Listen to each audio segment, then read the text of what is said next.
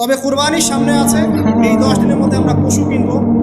পশু কেনার সময় আপনি আপনার সামর্থ্যের সেরাটা কিনবেন এবং পশুকে কেন্দ্র করে কোনো রকম শো অফ করবেন। আমারটা 1,60,000, আমারটা 1,80,000, কত ভাই এত গলায় লটকিয়ে দেওয়া, এইসব কাজ করতে হবে, ঠিক আছে? কিন্তু পশুকে আপনি মহব্বত করবেন, পশুকে নিজ হাতে খাওয়াবেন, পানি পান করাবেন, যাতে তার প্রতি আপনার মহব্বত সৃষ্টি হয় এবং এই মহব্বতের প্রাণীটাকে আপনাকে কোরবানি দিতে হবে। মনে রাখবেন, যিনি কোরবানি দিচ্ছেন তিনি যেন একজন ইসমাইল আলাইহিস সালাম, যাকে কোরবানি দেওয়া হচ্ছে সে যেন যিনি কোরবানি দিচ্ছেন তিনি যেন একজন ইব্রাহিম আলাইহিস সালাম, আর যাকে কোরবানি দেওয়া হচ্ছে সে যেন একটা ইসমাইল আলাইহিস সালাম। সবচেয়ে প্রিয় বস্তুটাকে কোরবানি করতে হবে। এই জন্য আপনি আপনার সামর্থ্যের সেরাটা কিনবেন। এখানে অনেক মাসআলা আছে, এই মাসআলাগুলো দিতে যাচ্ছি না। অনেক বড় বড় আলেম ওলামা আছেন, তাদের স্বর্ণাপন্ন হয়ে আপনারা এই মাসআলা নিয়ে নেবেন, ঠিক আছে? তবে আমি একটা বিষয় বলবো, খালি কোরবানিকে কেন্দ্র করে কোনো রকম রিয়া, অহংকার, লোক দেখানো কাজ করতে চাই এবং পরিবেশ দূষণ হয় এমন কোনো কাজ। জাস্ট ইসলামের সৌন্দর্য ফুটিয়ে তুলবেন, এর যে হক, মিসকিনের হক, আত্মীয়দের হক, এটা ঠিকঠাক মতো আদায় করবেন। এখানকার গোশত, রক্ত, মাংস কোনো কিছু আল্লাহর কাছে যাবে না, শুধুমাত্র আমার বিশুদ্ধ ইখলাসটাই আল্লাহর কাছে যাবে। অতএব এটা মনে রেখে কোরবানি করা উচিত। আল্লাহ পাক তৌফিক ইনায়াত করুন, আমিন। এই 10 দিন কি করবো আমরা? এগুলোর পাশাপাশি বেশি বেশি তাকবীর দিবেন। তাকবীর মানে আল্লাহু আকবার, আল্লাহু আকবার, লা ইলাহা ইল্লাল্লাহ, আল্লাহু আকবার, আল্লাহু আকবার, ওয়ালিল্লাহিল হামদ। সাহাবীদের মধ্যে আবু হুরায়রা রাদিয়াল্লাহু আনহু, আব্দুল্লাহ ইবনে আব্বাস, আব্দুল্লাহ বিন ওমর, এই বিখ্যাত সাহাবীরা যখন এই 10 দিনে উপস্থিত হতেন, তারা বাজারে গেলেও তারা বাজারে গিয়ে তাকবীর দিতেন জোরে জোরে। অন্য সবাই শুনে সবাই তাকবীর দিত, তাহলে সমস্বরে তাকবীর হতো। এই সুন্নাহটা চালু করা যেতে পারে। আল্লাহ পাক আমাদের সবাইকে তাকবীর দেওয়ার তৌফিক দান করুন, আমিন। এরপর এই 10 দিন আমরা বেশি বেশি যে কাজটা করার চেষ্টা করবো সেটা হলো তওবা। বেশি থেকে বেশি তওবা করার চেষ্টা করা উচিত। আর তওবা মানে শুধু আস্তাগফিরুল্লাহ ওয়া আতুবু ইলাইহি পড়া নয়। তওবার দুটো ভাগ আছে। কবিরা গুনার জন্য একরকম তওবা, আর সগীরা গুনাহ এমনি এমনি মাফ হয়ে যায়। সগীরা গুনার জন্য একটা সগীরা গুনাহ হয়েছে, আপনি একটা ভালো কাজ করলেন, আগের গুনাহ মাফ। একটা গুনাহ হয়েছে, আপনি ওযু করলেন, চোখের হাতের সব গুনাহ মাফ। একটা গুনাহ হয়েছে, আপনি সদকা করলেন, গুনাহ মাফ। মানে গুনাহ মাফের অনেক সুযোগ আছে, কিন্তু কবিরা গুনাহ মাফের শর্ত আছে। শর্ত কি? 1 নাম্বার, পাক্কা নিয়াত করা যে আর কোনোদিন এই কাজটা করবো না ইনশাআল্লাহ। 2 নাম্বার, ইচ্ছা করে ওই পাপে আর লিপ্ত না হওয়া। এবং 3 নাম্বার, নিজে এই পাপের জন্য কান্নাকাটি করা, অনুতপ্ত থাকা, তাহলে ইনশাআল্লাহ মাফ হয়ে যাবে। আরেকটা শর্ত আছে, যদি পাপটা অন্য কারোর সাথে সম্পৃক্ত হয়, যেমন ধরেন কারো টাকা মেরে দিয়েছেন, টাকা শোধ করেন নাই, যেটা আমাদের সমাজের ট্রেডিশন হয়ে গেছে এখন। জমি মেরে দিয়েছেন, শোধ করছেন না, মান সম্মানের হানি করছেন, মিথ্যা অপবাদ দিচ্ছেন। হ্যাঁ, এক কথায় মানুষের সাথে সম্পৃক্ত হওয়া, মানুষের ক্ষতি করেছেন আপনি। তখন কি করতে হবে? তখন ওই মানুষের কাছে গিয়ে ক্ষমা নিতে হবে। ডিফিকাল্ট, এবং এটার জন্য একটা বড় মনের দরকার আছে, মনের স্বচ্ছতার দরকার আছে। ভাই, আমি তোমার টাকা ধার নিয়েছিলাম, দেই নাই, এই নাও টাকা, শোধ করে দিলাম। ভাই, আমি তোমাকে ভালো মন্দ বলেছিলাম, তোমার গীবত করেছি, আল্লাহ তোমাকে মাফ করে দেয়, তুমি আমাকে মাফ করে দাও।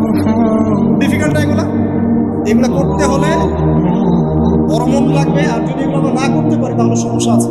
কিয়ামতের মাঠে আল্লাহ পাক ধরবেন এবং যারা হকগ্রস্ত এদেরকে দাঁড় করাবেন। কিয়ামতের মাঠে নিজের নেকি তাকে দিয়ে ঋণ শোধ করতে হবে, অথবা তার গুনাহ নিজের আমল নামে নিয়ে ঋণ শোধ করতে হবে। কোনটা বেটার বলেন? দুনিয়াতে ছোট হওয়া না পরকালে ছোট হওয়া? তাই আমরা সবাই সবার কাছে মাফ চেয়ে নেই যে আল্লাহ পাক আমাদের সবাইকে মাফ করে দেন। যদি আমি আপনাকে কষ্ট দিই, আপনি আমাকে মাফ করে দেন। আপনি আমাকে কষ্ট দিয়ে থাকেন, আমি আপনাকে মাফ করে দিলাম। এই বিষয়ে চলে আসে। আল্লাহ পাক তৌফিক দান করুন, আমিন। আর একটা তওবা করুন, আস্তাগফিরুল্লাহাল্লাযী লা ইলাহা ইল্লা হুয়াল হাইয়ুল কাইয়্যুম ওয়া আতুবু ইলাইহি। দিনে 70 বার বা 100 বার, দিনে 70 বার বা 100 বার। যদি না পারেন, অ্যাটলিস্ট এতটুকু করবেন, আস্তাগফিরুল্লাহ ওয়া আতুবু ইলাইহি, আস্তাগফিরুল্লাহ ওয়া আতুবু ইলাইহি, 70 বার বা 100 বার। এরপরে আসেন, এই 10 দিনের অন্যতম একটা আমল হতে পারে সওম রাখা। যদি পারি এই 10টা দিন সওম রাখবো। যারা পারছি না, মিনিমাম 3টা 4টা 5টা অ্যাটলিস্ট রাখবো। আর যারা সেটাও পারছি না, কমপক্ষে আরাফার দিনের সিয়ামটা যেন মিস না যায়, ঠিক আছে? আরাফার দিনের সওম যেন মিস না যায়। আল্লাহ পাক তৌফিক ইনায়াত করুন সবাইকে, আমিন। আরাফার দিনের সওম বিগত 1 বছর, আগামী 1 বছরের গুনাহ মাফের কারণ হয়ে যাবে ইনশাআল্লাহ। যত গুনাহ আমরা করেছি 1 বছরে, আরাফার সওম রাখলে সমস্ত গুনাহ মাফ হয়ে যাবে। একটা হাদিসে পড়েছিলাম, ইবলিস ইবলিস আরাফার দিনে সবচাইতে বেশি অনুতপ্ত হয়, মানে হতাশায় ভোগে। একটু আগে বললাম না, ইবলিস আমাদের প্রতিবন্ধকতা, সে সবচেয়ে বেশি হতাশায় ভোগে আরাফার দিনে। আরাফার দিনে আল্লাহ পাক কাছাকাছি চলে আসেন, রহমত নাজিল হতে থাকে, সেটা দেখতে পারে। এবং আরাফার দিনে আল্লাহ পাক যত মানুষকে মাফ করে দেন এবং জাহান্নাম থেকে মুক্তি দেন, তা অন্য কোনো দিনে করেন। অগণিত অসংখ্য মানুষকে আল্লাহ পাক আরাফার দিনে মাফ করে দেন। অতএব এই দিন শ্রম রাখতে হবে। কারা শ্রম রাখবে? যারা হজ করছে না তারা রাখবে, মানে আমরা যারা হজ করতে যেতে পারিনি এবার, তারা রাখবো ইনশাআল্লাহ তাআলা। এছাড়া বেশি বেশি শ্রম রাখার চেষ্টা করা উচিত এই 10 দিনে। ফজিলত একটা হাদিস একটু আগে বলেছি, একটা শ্রম আপনার কি হবে? 1 বছর শ্রমের নেকি পাওয়া যাবে ইনশাআল্লাহ তাআলা। হজ এবং উমরা করা, যারা এই 10 দিনে হজ উমরা সুযোগ পেয়েছে তারা আল্লাহ পাকের মেহমান। আমরা দোয়া করবো আল্লাহ পাক তাদের সবাইকে সুস্থতার সাথে হজ করার তৌফিক দান করুন, এবং আমাদেরকেও জীবনে অন্তত একটাবার হলেও মাকবুল হজ করার তৌফিক আল্লাহ পাক দান করুন।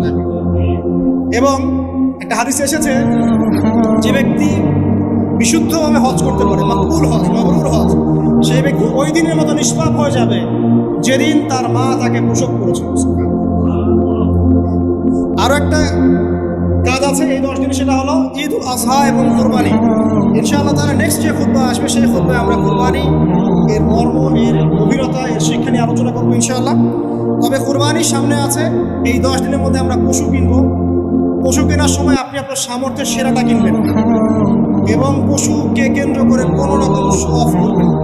আমারটা 1,60,000, আমারটা 1,80,000, কত ভাই এত, গলায় লটকিয়ে দেওয়া, এইসব কাজ করতে হবে, ঠিক আছে? কিন্তু পশুকে আপনি মহব্বত করবেন, পশুকে নিজ হাতে খাওয়াবেন, পানি পান করাবেন, যাতে তার প্রতি আপনার মহব্বত সৃষ্টি হয়, এবং এই মহব্বতের প্রাণীটাকে আপনাকে কোরবানি দিতে হবে। মনে রাখবেন, যিনি কোরবানি দিচ্ছেন তিনি যেন একজন ইসমাইল আলাইহিস সালাম, যাকে কোরবানি দেওয়া হচ্ছে সে যেন যিনি কোরবানি দিচ্ছেন তিনি যেন একজন ইব্রাহিম আলাইহিস সালাম, আর যাকে কোরবানি দেওয়া হচ্ছে সে যেন একটা ইসমাইল আলাইহিস সালাম। সবচেয়ে প্রিয় বস্তুটাকে কোরবানি করতে হবে। এই জন্যে আপনি আপনার সামর্থ্যের সেরাটা কিনবেন। এখানে অনেক মাসআলা আছে, আমি মাসআলাগুলো দিতে যাচ্ছি না। অনেক বড় বড় আলেম ওলামা আছেন, তাদের শরণাপন্ন হয়ে আপনারা এগুলোর মাসআলা নিয়ে নেবেন, ঠিক আছে? তবে আমি একটা বিষয় বলবো, খালি কোরবানিকে কেন্দ্র করে কোনো রকম রিয়া, অহংকার, লোক দেখানো কাজ করছে এবং পরিবেশ দূষণ হয় এমন কোনো কাজ। জাস্ট ইসলামের সৌন্দর্য ফুটিয়ে তুলবেন, এর যে হক, মিসকিনের হক, আত্মীয়দের হক, এটা ঠিকঠাক মতো আদায় করবেন। এখানকার গোশত, রক্ত, মাংস কোনো কিছু আল্লাহর কাছে যাবে না, শুধুমাত্র আমার বিশুদ্ধ ইখলাসটাই আল্লাহর কাছে যাবে। অতএব এটা মনে রেখে কোরবানি করা উচিত। আল্লাহ পাক তৌফিক ইনায়াত করুন, আমিন। ইনশাআল্লাহ কোরবানির গভীর শিক্ষা সম্পর্কে আগামী জুমায় কথা হবে।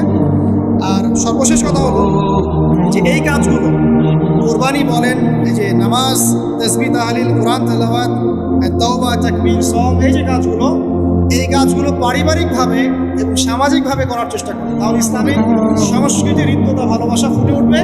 ইসলামের সৌন্দর্য অমুসলিমদের কাছে পরিস্ফুটিত হবে। ইনশাআল্লাহ দেখবেন এই সৌন্দর্য দেখে তারা ইসলামের পথে ফিরে আসবে।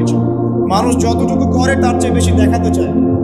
আর অনলাইন এসে সবচেয়ে বড় মুসিবত এটাই যে আমরা যা করি তার চেয়ে বেশি দেখাতে পছন্দ করি। আর এমন কিছু করি না এখন যেটা মানুষকে না দেখিয়ে আমরা খাদ্য হই।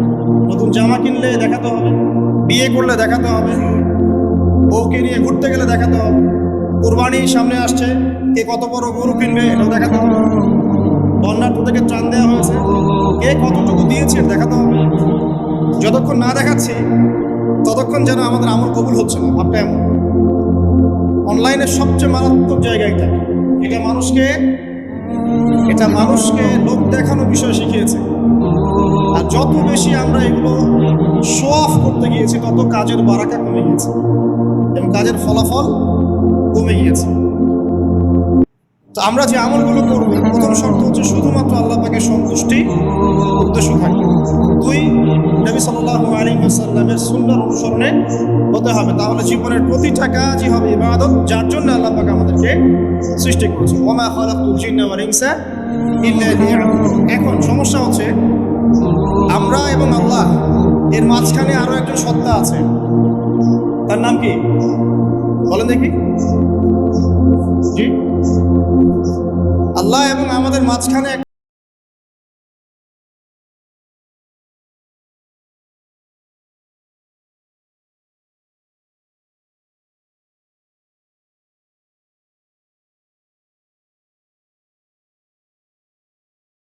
প্রতিবন্ধকতাকে ইবলিস সে তো চ্যালেঞ্জ করেছে যে আমি ডান দিক থেকে আসব, বাম দিক থেকে আসব, সামন থেকে আসব, পিছন থেকে আসব, তোমার বান্দাদেরকে আমি জাহান্নামে নিয়েই ছাড়ব।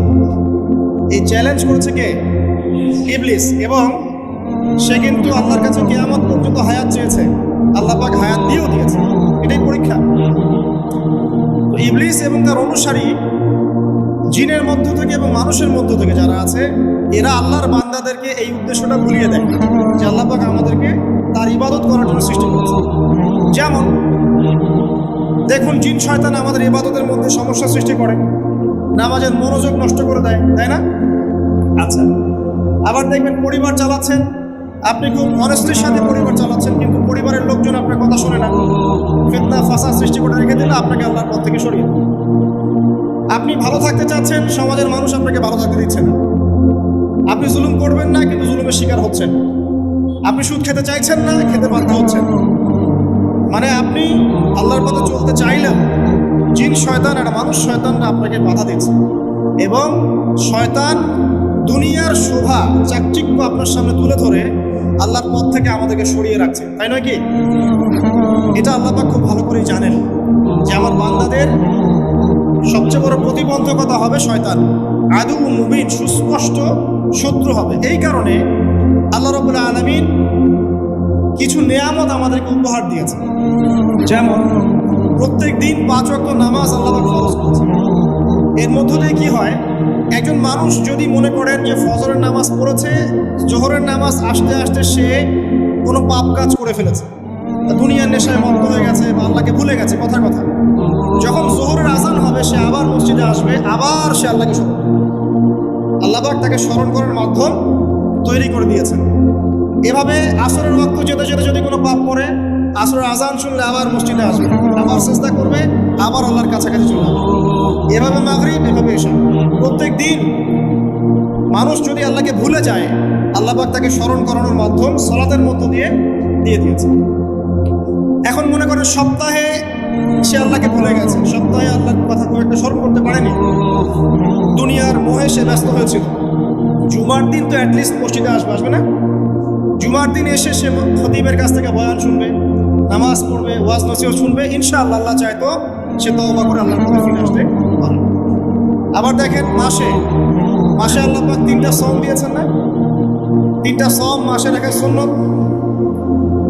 প্রতি মাসে যদি অনেক কাজে আমরা ব্যস্ত থাকি, পড়াশোনা, ব্যবসা বাণিজ্য, পরিবার, দুনিয়ার নেশা ইত্যাদি, মাসের 3টা সিয়াম কিন্তু আপনাকে আল্লাহর পথে আবার ফিরিয়ে নিয়ে আসবে। সপ্তাহে 2টা রোজা, সোম এবং বৃহস্পতি, আপনাকে আল্লাহর পথে ফিরিয়ে নিয়ে আসবে। এবার মনে করেন সারা বছর সে আমল করতে পারছে না, শয়তানের তাবেদারি করছে।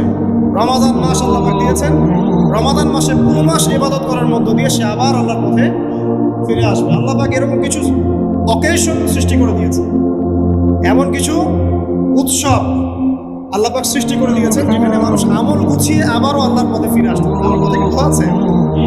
ঠিক এরকমই একটা উৎসব হচ্ছে, একটা অকেশন হচ্ছে আমলের উৎসব, সেটা হলো এই জিলহজ মাসের প্রথম 10 দিন। এই জিলহজ মাসের প্রথম 10 দিন সম্পর্কে আল্লাহ পাক সূরা ফজরের মধ্যে শপথ করেছেন, ওয়াল ফাজরি, ফজরের কসম, ওয়াল লায়ালিল আশর, এবং এই 10 রাতের কসম। এই 10 রাত বলতে এখানে জিলহজ মাসের এই 10 দিন এবং 10 রাতকে বোঝানো হয়।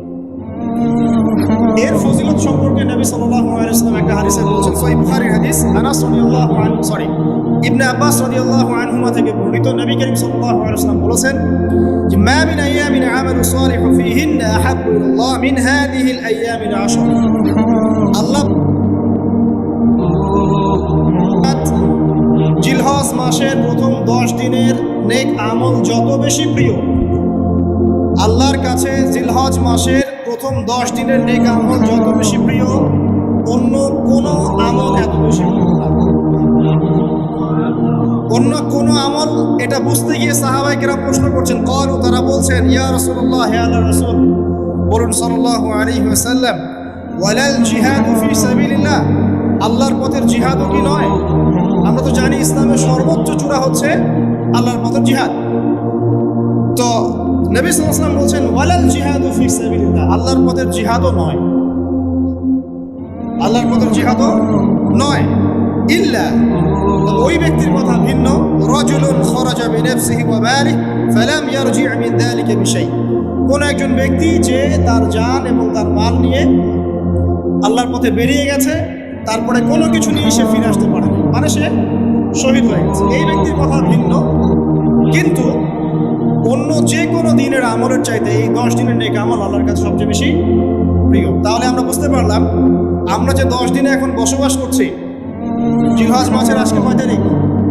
1 তারিখ। এই যে আল্লাহ পাক নিয়ামতের সাথে আমাদেরকে বাঁচিয়ে রেখেছেন, এই 10 দিন আমল করার সুযোগ দিয়েছেন, এই কৃতজ্ঞতা স্বীকার করে আমরা কিন্তু শেষ করতে পারবো না।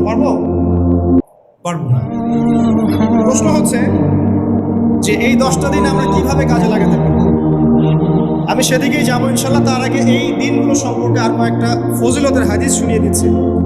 তিরমিজি, ইবনে মাজাহ, মিশকাতের 128 পৃষ্ঠায় একটা হাদিস এসেছে। আবু হুরায়রা রাদিয়াল্লাহু আনহু থেকে বর্ণিত, নবী করিম সাল্লাল্লাহু আলাইহি ওয়াসাল্লাম বলেছেন যে দিনসমূহের মধ্যে এমন কোনো দিন নাই, আল্লাহর দিনগুলোর মধ্যে এমন কোনো দিন নাই যেদিন ইবাদত করা আল্লাহর কাছে জিলহজের 10 দিনের ইবাদতের চেয়ে বেশি। কথা বুঝতে পারছেন? এরপরে নবী সাল্লাল্লাহু আলাইহি ওয়াসাল্লাম বলছেন, ইয়াদুলু সিয়ামু কুল্লি সিয়ামিন মিনহা বিসিয়ামি সানাতিন, এই 10 দিনের একটা সিয়াম বা একটা রোজা 1 বছর রোজা রাখার সমান। এই 10 দিনের একটা রোজা 1 বছর রোজা রাখার সমান। ওয়া কিয়ামু কুল্লি লাইলাতিন ফিহা বিকিয়ামি লাইলাতিল কদর, এবং এই 10 রাতের এক রাতের কিয়াম লাইলাতুল কদরের কিয়ামের সমান।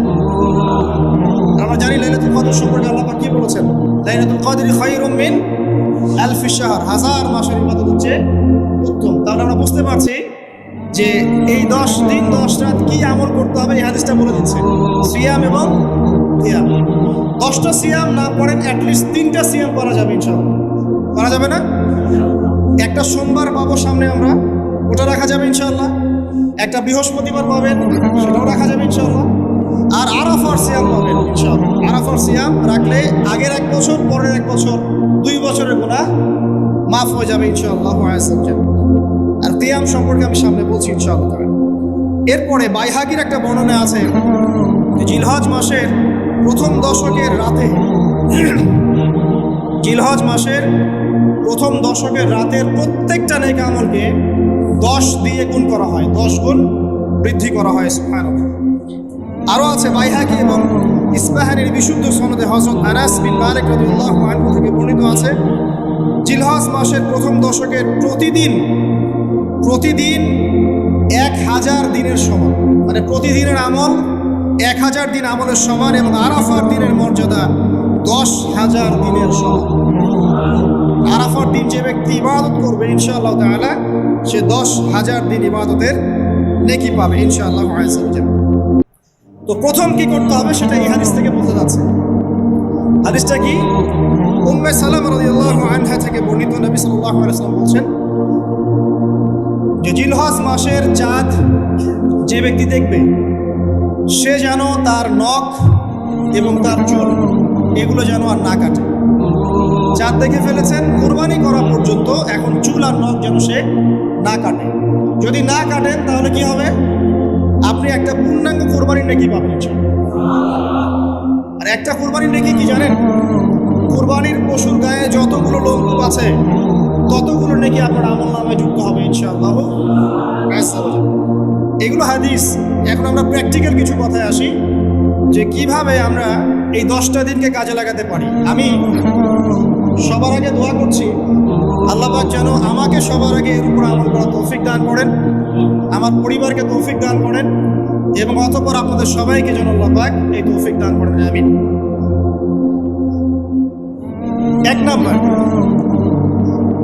যদিও কাজটা খুব ডিফিকাল্ট এবং এই যুগে এই জেনারেশনের জন্য কাজটা অনেক বেশি ডিফিকাল্ট, অলমোস্ট ইম্পসিবলের মতো, সেটা হচ্ছে এশার নামাজের পরপর ঘুমিয়ে যাওয়া। তাই না ভাই? এই কাজটা এখন কোয়াইট ইম্পসিবল, এশার নামাজের পরপর ঘুমিয়ে যাওয়া। কিন্তু চেষ্টা করতে হবে, আল্লাহ তৌফিক দান করুক, 10টা 11টার মধ্যেই যেন আমরা ঘুমিয়ে পড়তে পারি। আল্লাহ তৌফিক দান করুক। সবার আগে যেন আমাকে তৌফিক দান। কোনো কোনো রাতে এমনও কেটে যায় ফজরের নামাজ পড়তে হবে যেন সারা রাত জেগে থাকতে হচ্ছে। আর আমাদের সময়ে বারাকা কমে গেছে, জানেন? আমাদের সময়ের মধ্যে বারাকা কমে গেছে, এটাও আমাদের সাইন। নবী সাল্লাল্লাহু আলাইহি ওয়াসাল্লাম বলেছিলেন কি আমাদের আগে আগে একটা বছর একটা মাসের মতো চলে যাবে, একটা মাস একটা সপ্তাহের মতো যাবে, একটা সপ্তাহ একটা দিনের মতো চলে যাবে, একটা দিন একটা ঘন্টার মতো চলে যাবে। তাই হচ্ছে না এখন? এই 7 দিন আগে আমরা জুমা পড়লাম, দেখেন 7 দিন। এই যে গত কয়েকদিন আগেই আপনি কুরবানির পশু জবাই করলেন, আবার কুরবানির ঈদ আপনার সামনে। সময় খুব দ্রুত চলে যাচ্ছে, আমরা বুঝতে পারছি। এর কারণ হচ্ছে, একটা কারণ আমি ফাইন্ড আউট করেছি, এটা হচ্ছে আমরা এখন ফজরের সালাতটাকে জামায়াতে গুরুত্ব দিচ্ছি না, এবং ফজরের নামাজের পর থেকে আমরা জেগে থাকছি না। অনেকেই, বেশিরভাগই যারা থাকছে আলহামদুলিল্লাহ। এই কারণে ওই যে বরকতময় সময়টা সকালে, এটা আমরা পাচ্ছি না। এই কারণে দিনটা আমাদের ছোট হয়ে আসছে, দিনে কাজগুলো আমরা শেষ করতে পারছি না। রাত জাগতে হচ্ছে, আর রাত জাগলে তো ফজরে ওঠা সম্ভব হচ্ছে না। এই সমস্যাটা হচ্ছে ফজর কেন্দ্রিক। ফজরটাকে গুরুত্ব দিতে হবে সবচেয়ে বেশি। আল্লাহ পাক আমাকে তৌফিক দেখ, আপনাদের সবাইকে তৌফিক দান। এই 10টা দিন আমরা প্র্যাকটিস করবো ইনশাআল্লাহ। রমাদান মাসে আমরা যেমন প্র্যাকটিস করেছিলাম 1 মাস আল্লাহর আনুগত্যের, এই 10টা দিন উৎসবের উৎসাহ নিয়ে আমরা আবার প্র্যাকটিস করবো ইনশাআল্লাহু আযজা ওয়া জাল। আর এই বিষয়গুলো বেশি বেশি প্রচার করবেন অনলাইনে, কারণ আমাদের জাতিটা, আমি জানি না সৌভাগ্য না দুর্ভাগ্য, আমরা খুব ইস্যু পাগল জাতি। ইস্যু একটা ধরিয়ে দিবেন, এটা নিয়ে আস্থা থাকবে, যে কোনো ইস্যু। নবী সাল্লাল্লাহু আলাইহি ওয়াসাল্লামকে অবমাননা করা হয়েছিল, এখন কয়জনের মনে আছে? মনে আছে কয়জনের? তারপরে ইস্যু চলে আসলো বন্যা, এখন কয়জনের মনে আছে যে বন্যা হয়েছিল? এখন আছে সেতু, এটা নিয়ে সবাই কথাবার্তা বলছে। এরপরে দেখবেন আরেকটা নতুন ইস্যু, সেতুর কথা মানুষ ভুলে যাবে। আমরা কেন জানি সাইকোলজিক্যালি এমন হয়ে গেছে যে ইস্যু একটা ধরিয়ে দিলেই 5 দিন 7 দিন 10 দিন কথা বলতে থাকি, আবার ইস্যুও শেষ, কথা বলাও শেষ, মানুষ ভুলে যায়। তো এই কারণে মনে করিয়ে দেওয়ার স্বার্থে জিলহজের 10 দিনের ফজিলত আমাদের সবাইকে মনে করিয়ে দেওয়া লাগবে, ঠিক আছে? অনলাইন অফলাইনে সবাই প্রচার করবেন। এই 10 দিন নেক আমলের জন্য এক উৎসবের উপহার আল্লাহর পক্ষ থেকে। এই 10টা দিন যেন আমরা আল্লাহর পক্ষ থেকে এই উপহারকে কাজে লাগাই, বেশি বেশি নেক আমল করি, পরকালকে গুছিয়ে নিই। পারবো ইনশাআল্লাহ? ইনশাআল্লাহ। প্রথম কাজ, আর্লি ঘুমিয়ে যাওয়ার চেষ্টা করা। 2 নাম্বার, ফজরের নামাজের মিনিমাম আধা ঘন্টা আগে ঘুম থেকে ওঠার চেষ্টা করা। ফজরের নামাজ কয়টা আপনাদের এখানে? 4:30টায়।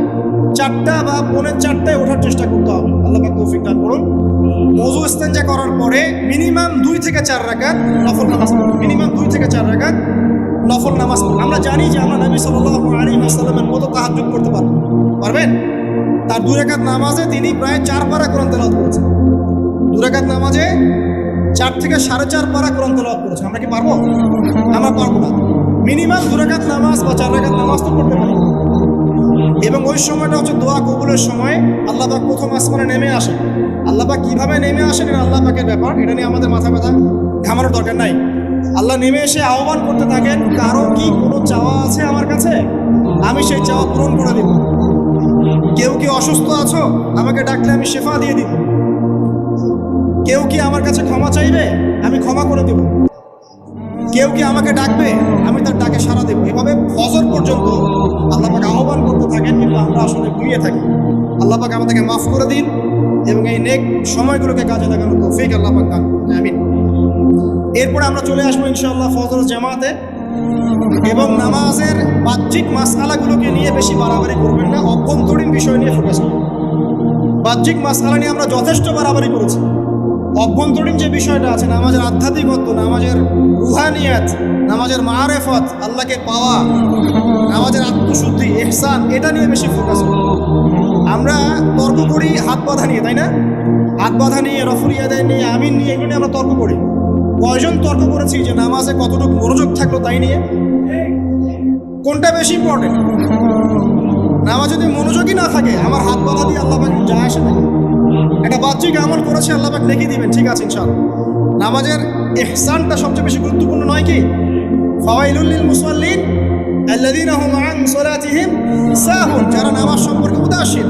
তো নামাজে দাঁড়িয়ে যদি আমি সারা দুনিয়ার বিষয় চিন্তা করতে শুরু করি, তাহলে আমার হাত কোথায় বাঁধলাম এটা কি আল্লাহ পাক দেখবেন? আল্লাহ পাক আমাদেরকে বোঝার তৌফিক দান করুন, মূল বিষয় কোনটা সেটা নিয়ে ফোকাস করি। আমরা মুসলিমরা জাতি হিসাবে এখন মূল বিষয়গুলোকে বাদ দিয়ে গৌণ বিষয় নিয়ে বেশি ফোকাস করি। এটা আমাদের অধঃপতনের অন্যতম একটা কারণ। আল্লাহ পাক আমাদেরকে বোঝার তৌফিক দান করুন, আমিন। জামাতে নামাজ পড়ার পরে আপনারা চলে যাবেন না হুট করে, এখানে বসে থাকবেন, বসে বসে তাসবিহ তাহলিল করবেন, জিকির আজকার করবেন। খুব কমন তাসবিহ আছে কিছু, আয়াতুল কুরসি পড়বেন একবার, সূরা ফালাক, ইখলাস, নাস 3 বার করে পড়বেন। তারপরে আল্লাহুম্মা আনতাস সালাম ওয়া মিনকাস সালাম তাবারাকতা ইয়া যাল জালালি ওয়াল ইকরাম পড়বেন। আল্লাহুম্মা আইন্নি আলা যিকরিক ওয়া শুকরিকা ওয়া হুসনি ইবাদাতিক পড়বেন। আল্লাহুম্মা ইন্না নাসআলুকা ইলমান নাফিআন ওয়া আমালান মুতাকাব্বালান ওয়া রিজকান তাইয়্যিবান, এটা পড়বেন। দরুদ শরীফ পড়বেন 10 বার। তারপরে রাদিতু বিল্লাহি রাব্বান ওয়া বিল ইসলামি দীনান ওয়া বিমুহাম্মাদিন নাবিয়্যান 3 বার। حسبي الله لا إله إلا هو عليه توكلت وهو رب العرش العظيم 7 বার। سبحان الله وبحمده عدد خلقه ورضا نفسه وزينة عرشه ومداد كلماته 3 বার। তারপরে আর অনেক আছে, বলতে গেলে আসলে সময় শেষ হয়ে যাবে। আমি একটা বইয়ের নাম বলে দিই, এই বইয়ের মধ্যে সব পাবেন, ঠিক আছে? বইটার নাম হচ্ছে হিসনুল মুসলিম। কি নাম? হিসনুল মুসলিম। অ্যাপসও আছে, পকেটে অ্যাপস রাখতে পারেন, পকেট সাইজ বই পাওয়া যায়, পকেটে রাখতে পারেন। নামাজের পরে খুলে খুলে পড়বেন। এগুলো করতে গিয়ে আপনাকে কেউ বাধা দিবে? এগুলো করলে কি আপনি সন্ত্রাসী হয়ে যাবেন, মৌলবাদী হয়ে যাবেন, জঙ্গি হয়ে যাবেন? এই আমলগুলো করবেন, ছাড়বেন, ঠিক আছে? আমল ছাড়বেন না। আমল সেই জিন্দেহি বানতা, একটা কথা আছে, আমল দিয়েই জীবন গঠিত হয়, জীবন গড়ে। আল্লাহ পাক তৌফিক ইনায়াত করুন। আরেকটা কথা বলি, ফজর নামাজের পরে চেষ্টা করেন আধা ঘন্টা থেকে 1 ঘন্টা কোরআন তেলাওয়াত করতে। পারা যাবে ভাই ইনশাআল্লাহ? আবার বলছি, প্রত্যেক হরফে 10 নেকি পাবেন ইনশাআল্লাহ। কোরআন তেলাওয়াত করলে অর্থ না বুঝেও যদি তেলাওয়াত করেন, প্রত্যেক হরফে 10 নেকি পাবেন ইনশাআল্লাহ। কিন্তু অর্থ না বুঝলে কোরআনের হক আদায় হয় না। আবারও বলছি, আমি যা বলেছি সেটা বলতে আমি দ্বিধা করছি না। আমি বলছি কোরআন তেলাওয়াত করলে প্রত্যেক হরফে আপনি 10 নেকি করে পাবেন। বোঝেন আর নাই বোঝেন, তাফসীর বোঝেন আর নাই বোঝেন, অর্থ বোঝেন আর নাই বোঝেন, প্রত্যেক হরফে কি পাবেন? 10 নেকি পাবেন। কিন্তু অর্থ না বুঝলে, অনুধাবন না করলে কোরআন নাজিলের মূল হক আদায় হবে না। কোরআন নাজিল হয়েছে তাদাব্বুরের জন্য, গবেষণার জন্য, কোরআন কেন্দ্রিক জীবন গড়ার জন্য। যদি অর্থ না বোঝেন কেমন করে জীবন গড়বেন? আর যতটুকু বুঝবো আলহামদুলিল্লাহ, যেটা বুঝবো না ওলামায়ে কেরামের কাছে যাবো, জিজ্ঞাসা করবো, জেনে নিবো। আমি তো সব বুঝবো, আমি তো সব বুঝতে পারবো না। যেটা বুঝবো না আলেমদের কাছে জিজ্ঞাসা করে নিবো। কোরআন তেলাওয়াত করুন। এরপর চলে আসেন, যদি পসিবল হয়, ফজরের পর জিকির আজকার করার পর তিলাওয়াত করলেন, এরপর চলে গেলেন, যাওয়ার আগে, মসজিদ থেকে যাওয়ার আগে আপনি অন্তত 2টা রাকাত এই ইশরাকের নামাজ। কিসের নামাজ? ইশরাক। নবীজি বলেছেন, কেউ যদি ফজরের নামাজ জামাতে পড়ে, তারপরে সালাম ফিরানোর পর ওই জায়গাতেই বসে থাকে এবং জিকির আজকার করতে থাকে, সুবহানাল্লাহ 100 বার পড়লো, আস্তাগফিরুল্লাহ 100 বার পড়লো, ঠিক আছে, লা ইলাহা ইল্লাল্লাহ ওয়াহদাহু লা শারীকা লাহু লাহুল মুলকু ওয়া লাহুল হামদু ওয়া হুয়া আলা কুল্লি শাইইন কাদির, এগুলো পড়লো। তারপরে ধরেন দরুদ শরীফ পড়লো ইত্যাদি। জিকির আজকার শেষ করে সূর্য উঠে যাওয়ার পরে সে যদি 2 রাকাত নামাজ পড়ে, মাত্র 2 রাকাত, সে ফিরে যাবে একটা কবুল হজ, একটা কবুল ওমরার নেকি নিয়ে ফিরবে ইনশাআল্লাহ।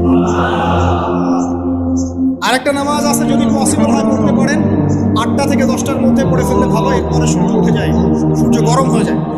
সেটা হলো আপনার এই চাশতের নামাজ, যেটাকে আমরা বলি সলাতুল দুহা, চাশতের নামাজ। আমরা অনেকে রিজিকের সমস্যায় ভুগি না, দারিদ্রতা, রিজিকের সমস্যা, আমাদের অভাব, এই সমস্যা আছে না? চাশতের নামাজ যে ব্যক্তি নিয়মিত পড়বে তাকে 2টা ফজিলত দেওয়া। কয়টা ফজিলত? চাশতের নামাজ যে ব্যক্তি নিয়মিত পড়ে তার 2টা স্পেশাল ফজিলত। এক, তাকে দ্বীনের জ্ঞান দেওয়া হবে, ইলম মুখস্থ ক্ষমতা দেওয়া হবে। আপনি হিফজ ক্ষমতা বেড়ে যাবে, কোরআন সুন্নাহ মুখস্থ রাখতে পারবেন ভালো ইনশাআল্লাহ, আল্লাহর পক্ষ থেকে বুঝ দেওয়া হবে। আরেকটা হচ্ছে আপনার দারিদ্রতা আল্লাহ পাক দূর করবে। এগুলো পরীক্ষিত আমল ভাই, এগুলো গাল গল্প বলছি না, এগুলো পরীক্ষিত। আরেকটা আছে, সূরা ওয়াকিয়া রাতে তেলাওয়াত করেন, সূরা ইযা ওয়াকাআতিল ওয়াকিয়া লাইসা লিওয়াকাআতিহা কাযিবা, এই সূরাটা আপনি তেলাওয়াত করেন, দেখবেন দারিদ্রতা চলে যাবে ইনশাআল্লাহ, চলে যাবে ইনশাআল্লাহ। এবার আসুন কোরআন তেলাওয়াত নিয়ে 2টা কথা বলে দিই। কিছু কিছু সূরার কিছু কিছু অংশ মুখস্থ করে ফেলার চেষ্টা করুন। প্রত্যেক দিন এই অংশটুকু আপনি নিজে তেলাওয়াত করুন। ফর এক্সাম্পল, সূরা বাকারার প্রথম 5টা আয়াত, তারপরে আয়াতুল কুরসি 255 নম্বর আয়াত, সূরা বাকারার শেষের 3টা আয়াত, সূরাতুল আলে ইমরান শেষের 10 আয়াত, সূরা কাহফ প্রথম 10 শেষের 10, সূরা মুমিনুন শেষের 5-7টা আয়াত, সূরা তাওবার শেষ পৃষ্ঠা, সূরা আহজাবের শেষ পৃষ্ঠা, সূরা ফালাক, সূরা নাস, সূরা ইখলাস, সূরা কাফিরুন, সূরা জিন এর প্রথম 10টা 20টা আয়াত, এছাড়া আরও সূরা হাশর শেষের 5-7টা আয়াত। এগুলো মুখস্থ করে ফেলেন, প্রতিদিন এগুলো আপনি চর্চা করতে পারবেন ইনশাআল্লাহ। প্রত্যেক দিন যদি কোরআন তেলাওয়াত করেন একটা নেকি আছে, একটা ফজিলত স্পেশাল, সেটা হলো কোরআন কিয়ামতের মাঠে আপনার পক্ষে সুপারিশ করবে। আর কোরআন যার পক্ষে সুপারিশ করবে ইনশাআল্লাহ তাআলা সে জান্নাতে চলে যাবেই ইনশাআল্লাহ। কোরআন যার বিপক্ষে সুপারিশ করবে তার কি জান্নাতে যাওয়ার কোনো সুযোগ আছে ভাই? আল্লাহ বোঝার তৌফিক দেখ, আমিন। চাষতের পরে বাকি যে নামাজগুলো আছে যোহর, আসর, মাগরিব, ইশা, এগুলো আমরা জামায়াতে আদায় করার চেষ্টা করবো ইনশাআল্লাহ। আল্লাহ পাক আমাদের সবাইকে তৌফিক দান করুন। আজকে জুমার নামাজে আমরা যেমন সবাই এসেছি, একইভাবে যেন আসর, মাগরিব, ইশাতেও সবাই আসতে পারি, এই নিয়াত আমরা পাকাপোক্ত করি। যদি জামাত না পান, ঘুমিয়ে থাকেন বা ভুলে যান, যখনই ঘুম থেকে উঠবেন তখনই নামাজ, যখনই ঘুম থেকে উঠবেন তখনই নামাজ। হাদিসে নবীজি বলেছেন, যে ব্যক্তি নামাজ ইচ্ছাকৃতভাবে ইচ্ছা করে ছেড়ে দিল, ইচ্ছা হইলো পড়লাম, ইচ্ছা হইলো পড়লাম না, ফাকাদ কাফারা, সে ব্যক্তি কুফরি করল। বাইনাল আবদি ওয়া বাইনাশ শিরকি ওয়াল কুফরি তারকুস সালাহ, একজন আল্লাহর বান্দা আর একজন মুমিন মুসলিম, এর মধ্যে পার্থক্যই হচ্ছে নামাজ। এমন হাদিস আছে যে প্রচন্ড রকম জালেম ফেরাউনের মতো শাসক সম্পর্কে সাহাবীরা জিজ্ঞাসা করেছিলেন, যদি এরকম জুলুম হয় ইয়া রাসূলুল্লাহ, আমরা কি করব? আমরা কি প্রতিহত করব না? নবীজি বলেছেন, ইল্লা মা সাল্লাল্লাহু, না, যতক্ষণ তারা সালাত আদায় করে ততক্ষণ তাদের বিরুদ্ধে যেও। তার মানে নামাজ নাই, ইসলামের খাতায় নাম নাই। অতএব নামাজ কাজা হয়ে গেল কাজা করবেন, ভুলে গেলেও নামাজ আদায় করবেন। যদি জামাত না পান বাসায় পড়বেন, যদি পসিবল হয় মসজিদে জামাত শেষ হয়ে গেছে বাসায় জামাত করবেন, নামাজের কোনো মাফ আল্লাহ পাক তৌফিক দান করুন, আমিন। এরপরে আসেন, 2টা নামাজ আছে এটা আমরা পড়ি না, বা অনেকে পড়ি অনেকে অবহেলা করি, কিন্তু এটা বড় ফজিলত আছে। বেলাল রাদিয়াল্লাহু আনহু নাম শুনেছেন? যখনই নবী সাল্লাল্লাহু আলাইহি ওয়াসাল্লাম জান্নাতে যেতেন, মানে জান্নাত আল্লাহ পাক তাকে দেখাতেন, তখনই তিনি তার বেলাল রাদিয়াল্লাহু আনহুর পায়ের শব্দ শুনতে পেতেন। বেলাল রাদিয়াল্লাহু আনহুর পায়ের শব্দ তিনি শুনতে পেতেন। একজন যোগ্য নেতা যিনি, তিনি তার অনুসারীর পায়ের শব্দও চিনেন। কথা বুঝতে পারছেন? আচ্ছা, গলার ভয়েসও চিনেন। তো বেলাল রাদিয়াল্লাহু আনহুকে তিনি জিজ্ঞাসা করলেন, হে বেলাল, তুমি কি এমন আমল করো যার ফলশ্রুতিতে তুমি জান্নাতে আমার সামনে সামনে হাঁটছো? সুবহানাল্লাহ। কোন বেলাল? যিনি একজন ক্রীতদাস ছিলেন, নিগ্রো, কালো, দেখতে হয়তো আপনার আমার মতো সুন্দর না, তাই না? আফ্রিকান মানুষ, যাকে ওই যে রোদের মধ্যে শুয়ে পিটানো হয়েছিল, হয়নি? সেই বেলাল রাদিয়াল্লাহু আনহু, সুবহানাল্লাহ। তখন তিনি বলছেন, ইয়া রাসূলুল্লাহ, আমি তো এমন কোনো আমল করি না, আপনারা যা করেন তাই করি, তবে যখনই আমার ওযু ছুটে যায়, ওযু ভেঙে যায়, আমি তখনই ওযু করি, আর সেই ওযু দিয়ে আমি 2 রাকাত নামাজ পড়ি। এই নামাজটাকে কি বলে? তাহিয়াতুল ওযু। এই তাহিয়াতুল ওযুটা আমরা আদায় করার চেষ্টা করবো, আল্লাহ পাক তৌফিক দান করুন। আরেকটা আছে তাহিয়াতুল মসজিদ। দেখবেন অনেকেই মসজিদে আসি আমরা ধাপ করে বসে পড়ি, তাই না? আসলে কিন্তু মসজিদে এসে 2 রাকাত নামাজ পড়ে বসা সুন্নাহ। মসজিদে একটা হক আছে, মসজিদে আসলেন, 2 রাকাত নামাজ পড়লেন, সংক্ষিপ্ত আকারে পড়লেন, পড়ে বসলেন, এটা করা উচিত। আল্লাহ পাক তৌফিক দান করুন, আমিন। এরপরে আসেন, এই 10 দিন কি করবো আমরা? এগুলোর পাশাপাশি বেশি বেশি তাকবীর দিবেন। তাকবীর মানে আল্লাহু আকবার, আল্লাহু আকবার, লা ইলাহা ইল্লাল্লাহ, আল্লাহু আকবার, আল্লাহু আকবার, ওয়ালিল্লাহিল হামদ। সাহাবীদের মধ্যে আবু হুরায়রা রাদিয়াল্লাহু আনহু, আব্দুল্লাহ ইবনে আব্বাস, আব্দুল্লাহ বিন ওমর, এই বিখ্যাত সাহাবীরা যখন এই 10 দিনে উপস্থিত হতেন, তারা বাজারে গেলেও তারা বাজারে গিয়ে তাকবীর দিতেন জোরে জোরে। অন্য সবাই শুনে সবাই তাকবীর দিত, তাহলে সমস্বরে তাকবীর হতো। এই সুন্নাহটা চালু করা যেতে পারে। আল্লাহ পাক আমাদের সবাইকে তাকবীর দেওয়ার তৌফিক দান করুন, আমিন। এরপর এই 10 দিন আমরা বেশি বেশি যে কাজটা করার চেষ্টা করবো সেটা হলো তওবা। বেশি থেকে বেশি তওবা করার চেষ্টা করা উচিত। আর তওবা মানে শুধু আস্তাগফিরুল্লাহ ওয়া আতুবু ইলাইহি করা নয়। তওবার 2টো ভাগ আছে। কবিরা গুনার জন্য একরকম তওবা, আর সগীরা গুনাহ এমনি এমনি মাফ হয়ে যায়। সগীরা গুনার জন্য একটা সগীরা গুনাহ হয়েছে, আপনি একটা ভালো কাজ করলেন, আগের গুনাহ মাফ। একটা গুনাহ হয়েছে, আপনি ওযু করলেন, চোখের হাতের সব গুনাহ মাফ। একটা গুনাহ হয়েছে, আপনি সদকা করলেন, গুনাহ মাফ। মানে গুনাহ মাফের অনেক সুযোগ আছে, কিন্তু কবিরা গুনাহ মাফের শর্ত আছে। শর্ত কি? 1 নাম্বার, পাক্কা নিয়াত করা যায় আর কোনোদিন এই কাজটা করবো না ইনশাআল্লাহ। 2 নাম্বার, ইচ্ছা করে ওই পাপে আর লিপ্ত না হওয়া। এবং 3 নাম্বার, নিজে এই পাপের জন্য কান্নাকাটি করা, অনুতপ্ত থাকা, তাহলে ইনশাআল্লাহ মাফ হয়ে যাবে। আরেকটা শর্ত আছে, যদি পাপটা অন্য কারোর সাথে সম্পৃক্ত হয়, যেমন ধরেন কারো টাকা মেরে দিয়েছেন, টাকা শোধ করেন নাই, যেটা আমাদের সমাজের ট্রেডিশন হয়ে গেছে এখন। জমি মেরে দিয়েছেন, শোধ করছেন না, মান সম্মানের হানি করছেন, মিথ্যা অপবাদ দিচ্ছেন। হ্যাঁ, এক কথায় মানুষের সাথে সম্পৃক্ত হও, মানুষের ক্ষতি করেছেন আপনি, তখন কি করতে হবে? তখন ওই মানুষের কাছে গিয়ে ক্ষমা নিতে হবে। ডিফিকাল্ট, এবং এটার জন্য একটা বড় মনের দরকার আছে, মনের স্বচ্ছতার দরকার আছে। ভাই, আমি তোমার টাকা ধার নিয়েছিলাম, দেই নাই, এই নাও টাকা, শোধ করে দিলাম। ভাই, আমি তোমাকে ভালো মন্দ বলেছিলাম, তোমার গীবত করেছি, আল্লাহ তোমাকে মাফ করে দেয়, তুমি আমাকে মাফ করে দাও।